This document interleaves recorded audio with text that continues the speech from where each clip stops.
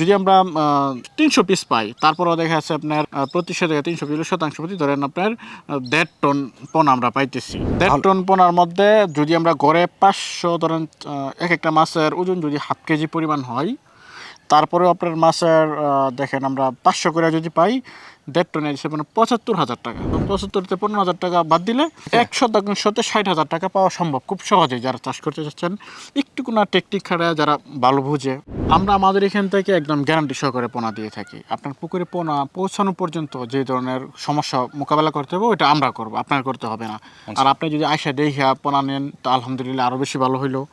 এবং কি যারা আপনার প্রবাসী রয়েছেন, প্রবাসী থাকেও দেখে অনেকে আমাদের কিছু যোগাযোগ করে, প্রবাসে থাকা অবস্থায়ও মাছ চাষ করার। হ্যাঁ, তাহলে দেখা যাচ্ছে আমাদের স্টাফ যারা আছে, লোক যে আছে গাড়ি দিয়ে, আমরা তাদের পুকুর পর্যন্ত পণ্য পৌঁছে দিয়ে তারপর আমরা ওইখানে পণ্য মজুত করে পৌঁছে দিয়ে। আপনারা যারা রয়েছেন স্বল্প খরচে ঝামেলা ছাড়াই এবং কোনো ধরনের খরচ ছাড়াই মাছ চাষ করতে চান, তাদের জন্য আমাদের বাংলাদেশে একটি মাছ রয়েছে, যেই মাছটি আপনারা কোনো ধরনের খরচ ছাড়াই চাষ করতে পারবেন এবং বছরে আয় করতে পারবেন অনেক টাকা।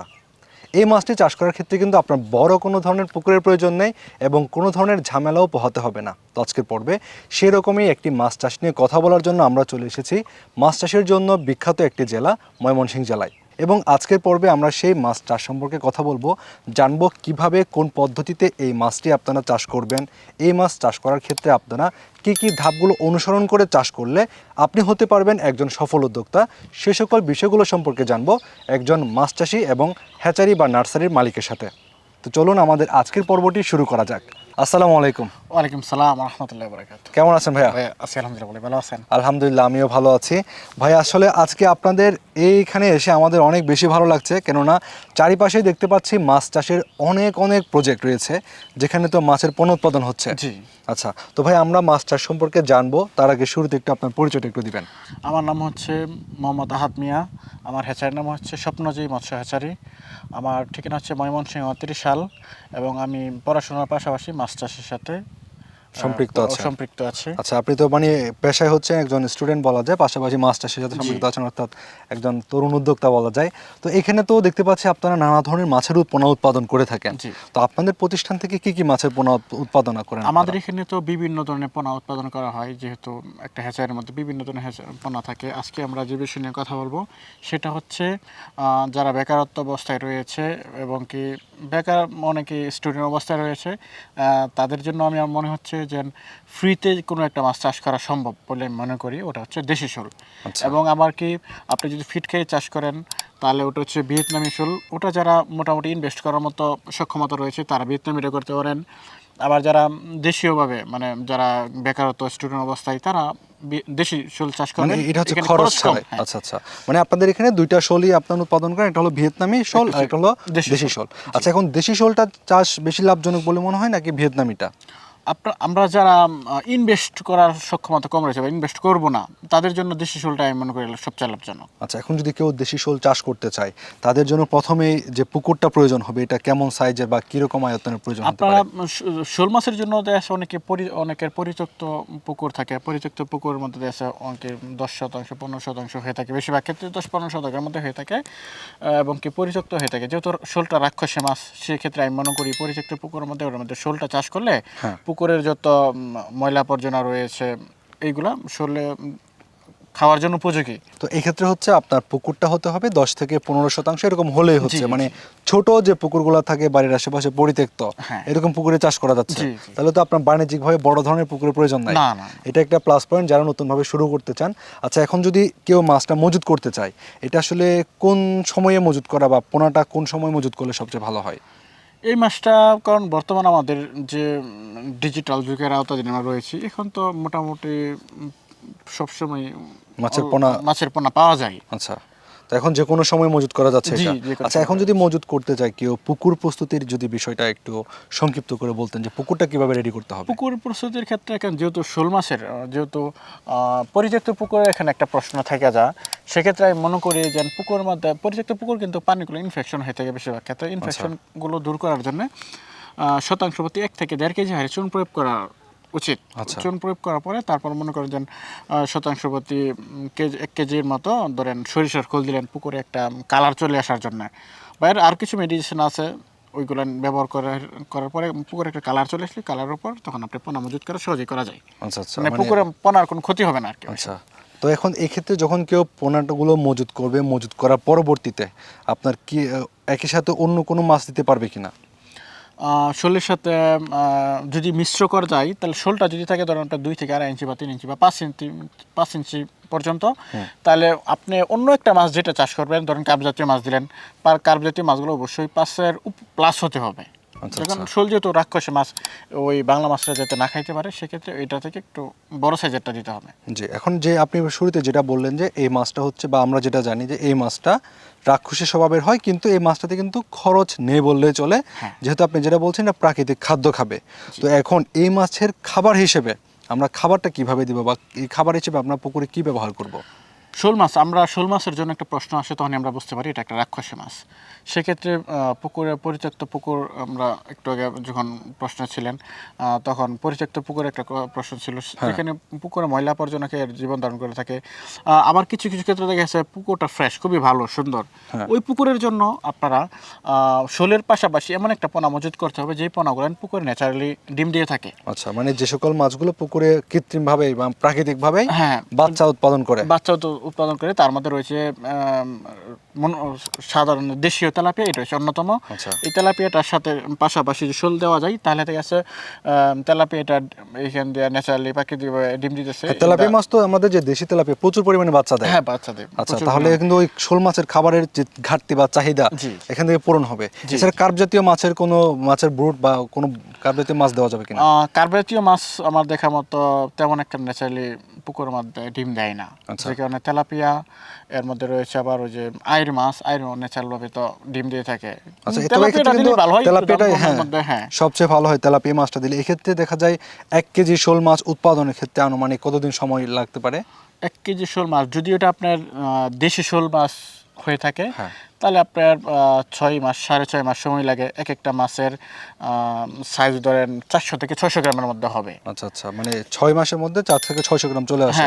আচ্ছা, এক্ষেত্রে বাজার দাম এখন কেমন পাওয়া যায় আমাদের বাংলাদেশে?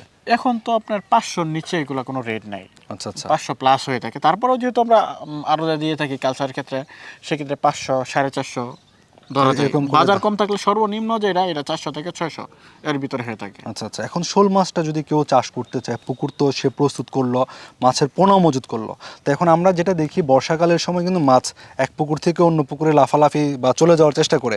তো এই ক্ষেত্রে প্রতিরোধমূলক ব্যবস্থার জন্য আপনারা কি দেওয়ার জন্য আপনারা পরামর্শ দিয়ে থাকেন? আমাদের আমি যারা মাছ চাষ করতেছেন বা করবেন বলে ভাবছেন তাদের উদ্দেশ্যে একটা কথা বলতে চাই। আপনারা এমন একটা পুকুরে সিলেক্ট করবেন যে পুকুর এক পুকুর থেকে আরেক পুকুরে যাতে কোনো ধরনের কানেক্ট না থাকে। আচ্ছা, আর আপনার দ্বারা যদি ধরেন কানেক্ট থাকে বলে আপনার মনে হয় তাহলে পুকুরের চারপাশটা নেটিং করার একটা প্রস্তুতি নেবেন। উঁচু করে নেট বা নেট দিলে তাহলে হচ্ছে মাছ আর বাইরে যাওয়ার সম্ভাবনা থাকে না। বাইরে যাওয়ার সম্ভাবনা থাকে না। আচ্ছা আচ্ছা, মানে এক কথা বলতে পুকুরের আগে পোনা মজুত করার আগে পুকুরের মানে পোনার নিরাপত্তা নিশ্চিত করতে হবে। আচ্ছা ভাই, আমরা তো মাছ চাষ করতেছি, ধরেন মাছ চাষ করার ক্ষেত্রে তো রোগ বালাইয়ের একটা বিষয় থাকে। এখন এই মাছ চাষে আসলে কেমন রোগ বালাই বা কিরকম করে সতর্কতা অবলম্বন করতে হয়? রোগ বালাই ওই যে আপনারা যারা ওই বেকারত্ব অবস্থায় ফ্রিতে চাষ করতে চান, আমি তাদের উদ্দেশ্যে একটা মানে ন্যাচারালভাবে যে পুকুর রোগ বালাইগুলো চলে যায়, আমি ওরকমভাবে একটা কয়েকটা জিনিসের নাম এবং বিষয় নিয়ে আলোচনা করব। ওটা হচ্ছে যে শীতকালে দেখা যাচ্ছে লেজ পচা একটা রোগ হয়ে থাকে। আচ্ছা আচ্ছা, মানে যখন শীতের সময় আর কি। হ্যাঁ, শীতের সময় দেখা যাচ্ছে। তারপর দেখা যাচ্ছে এই লেজ পচা রোগটা নিয়ে বিভিন্ন মৎস্য কর্মকর্তা বলেন বা কীটনাশকের দোকানে যে কথা বললে যারা অভিজ্ঞতা, তারা বিভিন্ন ওষুধের নাম বলে দেয় বা ওষুধ দিয়ে থাকে। আচ্ছা, ওইটাতে ওষুধটা ব্যবহার করতে করতে আমরা মাছগুলো প্রায় 50% মানে এগুলো প্রতিহত করাই যায় না। 50% অনেক সময় দেখা মাছ মারা যায়। আচ্ছা আচ্ছা, সেক্ষেত্রে আমি মনে করি যে আপনার শতাংশ প্রতি 150 গ্রাম করে রসুন ব্যবহার করবেন। আচ্ছা, রসুন এটা কি পেস্ট করে ব্যবহার করবে নাকি আপনার ব্লেন্ড করে? আচ্ছা, ব্লেন্ড করে পুকুরে দিয়ে দিবে। এটা পুকুরে দিয়ে দিবে। আচ্ছা, এটা কি কার্যকর হবে কিনা এটা? হ্যাঁ, এটা আমি নিজে ব্যবহার করছি, এই জন্য আমি সবার উদ্দেশ্যে বলতেছি। আচ্ছা আচ্ছা, আপনারা যারা আসলে এই মাছটা চাষ করেন তারা এই যে রসুনের যে পেস্টের কথা বললো সেটা ব্যবহার করলে আশা করি আপনাদের তাহলে এটা কি সমাধান হবে এটা ইনশাল্লাহ। রসুন তার মানে এটা দেওয়ার সময় একটু পরামর্শ করে, কারণ এটা আপনার আর কিছু বিষয় থাকে, মেডিসিন আছে তোর সাথে। আচ্ছা, যেরকম লবণ দিতে হয়, পটাশিয়াম দিতে হয়, এগুলা দিয়া হ্যাঁ। মানে কত পার্সেন্ট দিতে হয় এগুলা মানে পুকুর ছোট বড় থাকে তো, মানে পুকুরের যেরকম ব্যবধান আয়তনের হয়ে থাকে, হ্যাঁ, আয়তনের উপর ছোট বড় নির্ভর হয়ে করে থাকে। আপনাদের হচ্ছে পরিমাণটাও কম বেশি হবে আর কি। জি। যদি কেউ এই প্রক্রিয়াগুলো অনুসরণ করে এই শোল মাছটা চাষ করে, অর্থাৎ দেশি শোল মাছটা চাষ করে, তাহলে হচ্ছে আপনার আনুমানিক বছরে সেই উদ্যোক্তা কেমন টাকা আয় করতে পারবে? এটা আপনার যদি আমরা ধারণ করতে চাই, আমরা সহজে একটা ক্যালকুলেট করে হিসাবটা বের করে দিই আপনাকে। আচ্ছা। ধরেন এটা আপনার ধরেন প্রতি শতকে আপনার 300 থেকে 350 পিস পোনা মজুত করা সম্ভব। আচ্ছা। 300 পিসের মধ্যে আমরা ধরেন 350 পিসের মধ্যে যদি 350 পিস পোনা মজুত করে যদি আমরা 300 পিস পাওয়া যায়, 50 পিস তো মারা যাইতে পারে। যদি আমরা পাই 300 পিস পাই, তারপরেও দেখা যাচ্ছে আপনার প্রতি শতকে 300 পিস 1% প্রতি ধরেন আপনার 1.5 টন পোনা আমরা পাইতেছি। মানে মাছ আর কি তখন। হ্যাঁ, 1.5 টন পোনা আমরা পাইতেছি, মানে কেজি হিসাবে আর কি। আচ্ছা আচ্ছা, মানে পোনা তো এটা মাছ, তখন তো মাছ হয়ে যাবে এটা। হ্যাঁ হ্যাঁ। আচ্ছা। 1.5 টন পোনার মধ্যে যদি আমরা গড়ে 500 ধরেন, এক একটা মাছের ওজন যদি হাফ কেজি পরিমাণ হয়, তারপরেও আপনার মাছের দেখেন আমরা 500 করে যদি পাই, 1.5 টনে হিসেবে 75,000 টাকা। তাহলে এটা কি 75,000 টাকার মাছ পাইতেছি। এর ভিতরে আপনার শতাংশ প্রতি 300 পিস বা 300 পিস 350 পিস পোনার দাম কত? এক একটা মাছ যদি 10 টাকা করে ধরি, তারপরেও 350টা মাছের দাম 3500 টাকা আসতেছে।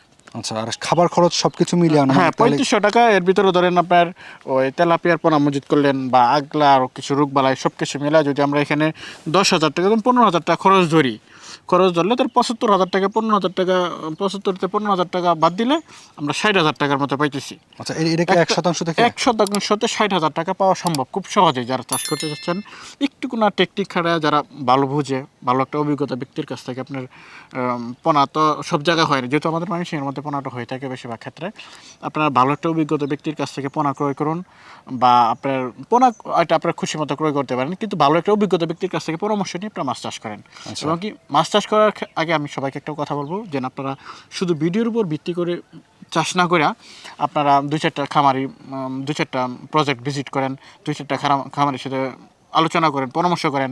তারপর দেখা যাচ্ছে মৎস্য কর্মকর্তার সাথে আপনার পরামর্শ করেন, তারপর আপনার মাছ চাষের মধ্যে দেখেন। আচ্ছা, আশা করি এই পদ্ধতিগুলো মেনে চললে একজন উদ্যোক্তা সফল হতে পারবে এই মাছ চাষ করে, এবং কোনো ধরনের ঝামেলা ছাড়াই। হ্যাঁ। তো যে সকল মাছ চাষি ভাইরা রয়েছেন যারা লাভজনকভাবে অর্থাৎ ঝামেলাবিহীন একটি মাছ চাষ করতে চান, তারা চাইলে এই পদ্ধতি অনুসরণ করে দেশি শোল মাছ চাষ করতে পারেন। আশা করছি আপনাদের মাছ চাষকে আপনারা লাভবান করে তুলতে পারবেন। তো ভাই, এই যে শোল মাছের পোনাটা যদি কেউ সংগ্রহ করতে চায় বা অন্যান্য মাছের পোনাগুলো সংগ্রহ করতে চায়, আপনাদের কাছ থেকে সংগ্রহের কোনো ব্যবস্থা আছে কিনা? হ্যাঁ, আপনারা চাইলে আমাদের কাছ থেকে পোনা সংগ্রহ করতে পারেন অবশ্যই। আচ্ছা, এটার আপনারা কিভাবে সারা বাংলাদেশে পাঠান বা কোন পদ্ধতিতে দিয়ে থাকেন? আমরা আমাদের এখান থেকে একদম গ্যারান্টি সহকারে পোনা দিয়ে থাকি। আপনার পুকুরে পোনা পৌঁছানো পর্যন্ত যে ধরনের সমস্যা মোকাবেলা করতে হবে ওইটা আমরা করবো, আপনার করতে হবে না। আর আপনি যদি আয়সা দেখিয়া পোনা নেন, তা আলহামদুলিল্লাহ আরও বেশি ভালো হইলো।